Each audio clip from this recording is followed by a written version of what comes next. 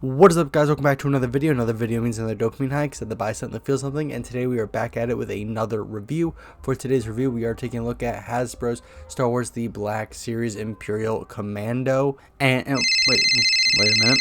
Hello? I said it wrong.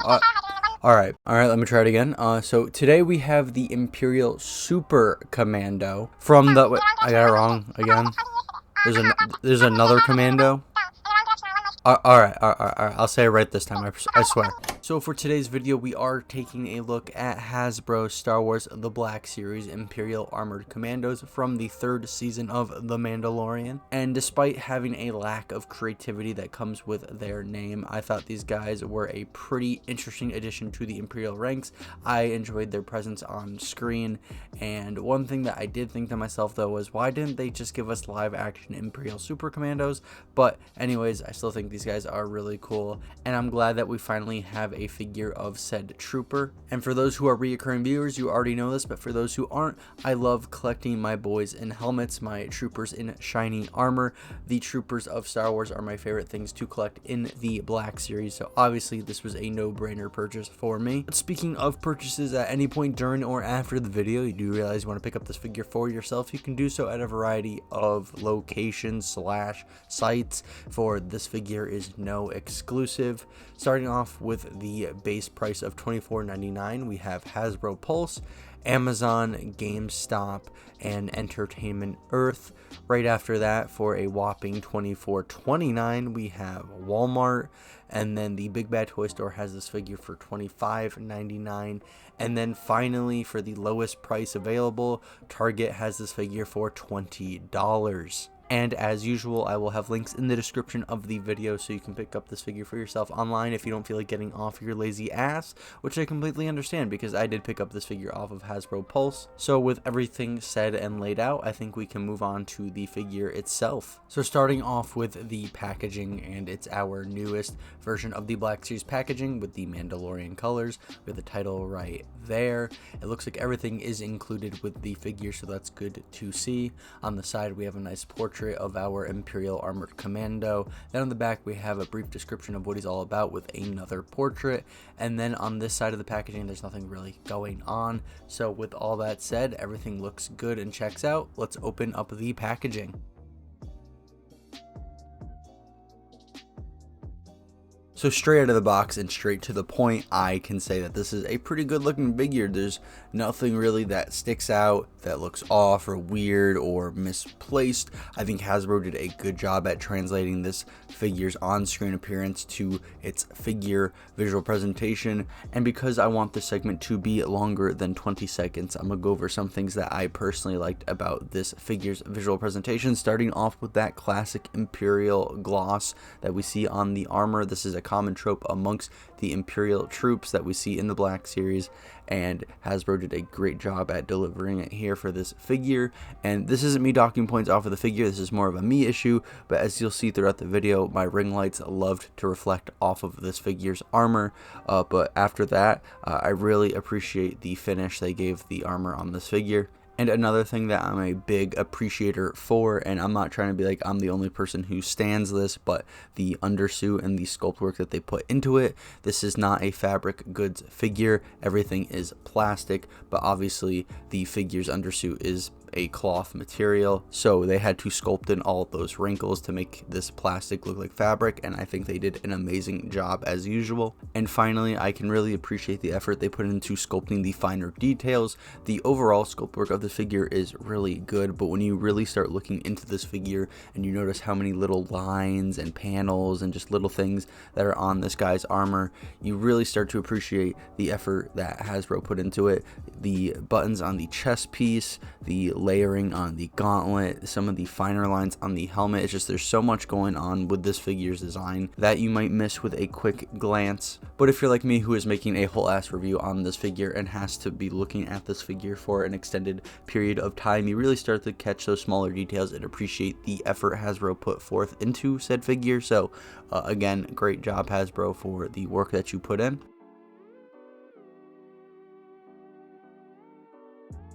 Getting into articulation and starting off with the head area, we can get that nice 360-degree spin, and then after that we can get some good range with him swaying his head back and forth, and the same can be said about the range when you sway his head side to side, and these ranges of motion allow for a nice spherical range of motion in the head area. And of course we can't forget that the neck can articulate, which does assist some of the range in the head area of this figure. And then moving over to the arms, and we can start with that up and over 360-degree spin, which is always nice to see on these figures. And this is also because there's no shoulder plating to get in the way of this range of motion. And when it comes to bringing the arm up and down, the range is pretty good. And you kind of saw it when I was rotating the arm 360 degrees, but if you do rotate that shoulder 180 degrees, you can bring the arm up higher. And if you couldn't tell from the two ranges of articulation previously, you can spin the shoulder 360 degrees as well from this position. And on the topic of spinning, you can spin the elbow independently from the tricep, bicep, shoulder area if you wanted to. And then when it does come to the elbow bend, it is a pretty good elbow bend, pretty standard for the Black Series, so take that how you will. Personally, I'm not bothered by it. And then finally, the hand, which you can rotate 360 degrees and bend the wrist however you please. And then taking things on to the torso area, we can rotate the torso 360 degrees. And then we can get some pretty good range swaying the torso back and forth. It's not a full crunch by any means, but still good nonetheless by Black Series standards. But at least it isn't Jazzwares. The same can be said about the range swaying the torso side to side. And when you take all of this range in the torso area, you are granted a nice spherical range of motion, which is good for a variety of reasons. It's good for balancing your figure for a variety of poses, and it just goes to show that Jazzwares' torso articulation fucking sucks. And finishing things off with the leg area, we can rotate the leg 360 degrees if we wanted to. And then when it comes to the leg splittage, by no means is it a full split, but we still get a bunch of range nonetheless. And from the knee down, you can rotate the leg 360 degrees. And then the knee bend is decent on this figure. By no means are you getting any butt kicks out of this figure, but you can still get enough range to display this figure in a variety of action or running poses. And then finally, for the boots, we can rotate the boots 360 degrees and bend the ankle however we please.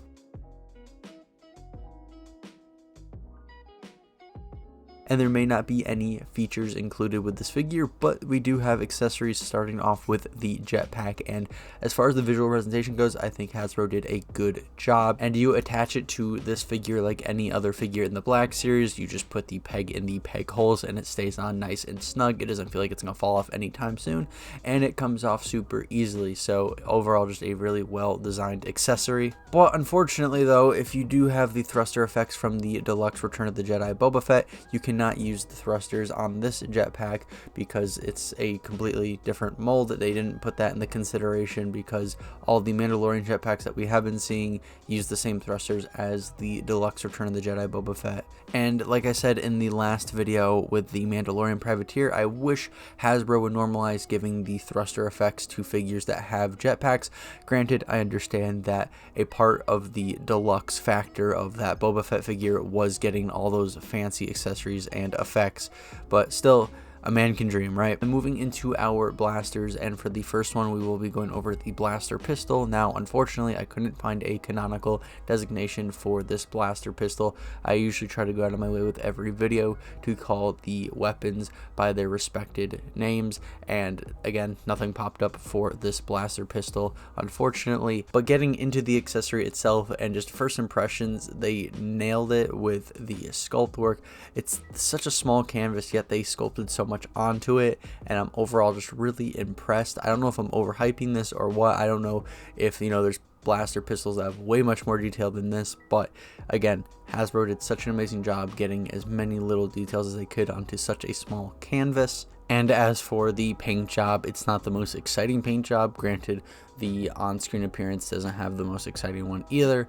The majority of the blaster is painted black with some silver kind of thrown in at the front, and after that, again, I think Hasbro did such a great job with the sculpt work, and yeah, overall a solid accessory. And at any point, if you don't feel like having your commando wielding his pistol, you can put it in a holster and it fits in all nice and snug. And moving on to our second blaster, which is the rifle. And just like with the pistol, I can't figure out what the canonical designation is. I don't even know if there is one. As far as the accessory goes though, visually it looks great. There's tons of detail with the sculpt work, and the paint job, similar to its on-screen appearance, is a little underwhelming. The majority of the blaster is painted black with some silver thrown in here and there. So just like the blaster pistol, the rifle is a solid accessory. I have no issues with it personally.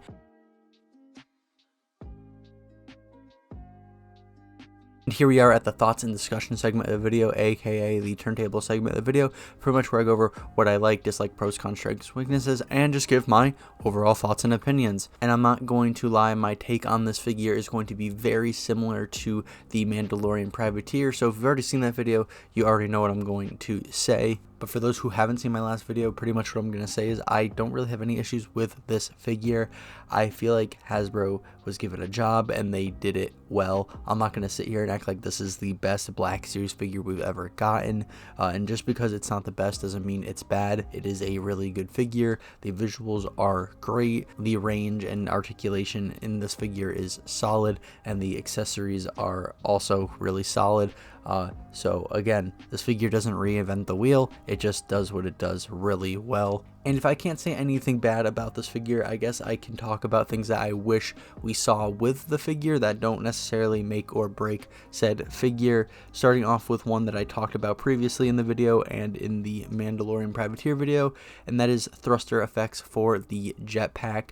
I know that the whole purpose of the thruster effects with the deluxe Return of the Jedi Boba Fett figure is to, make it a deluxe figure, and I don't want to take away from the deluxe value of that figure, but I think it would have been really awesome if we saw something here with this figure and just any Black Series figure that comes with a jetpack. Again, I don't want to take away the value from that Boba Fett figure, but it would just be really cool to see. And this is probably the most negative thing I have to say about this figure, but one thing that I wish we did see was in the thigh area. On the Mandalorian Privateer, there is a joint that allows you to spin the thigh 360 degrees, and it is separate from the joint that we see connect the thigh and the waist, and it's not on this figure. And again, it doesn't have to be on a figure to make the figure a really well articulated figure, but it's just something that I personally would have liked to see. But after that, that's all I really have to say on this figure. Just to kind of recap, I think it's a great Black Series figure. Hasbro was given a job and they did it well. Visuals are great, articulation is solid, and so are the accessories. So I do highly recommend picking up this figure if you do enjoy collecting Black Series troopers or just want to appreciate a decent figure. So yeah, that's all I got on this bad boy.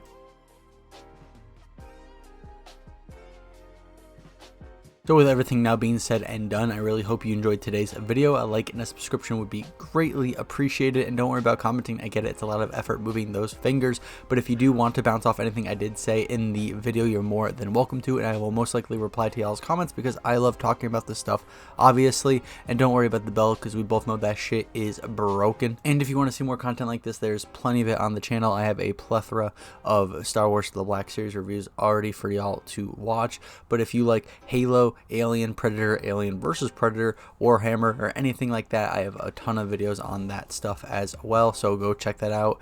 And with all that said, please have an amazing day and stay hydrated. It's important.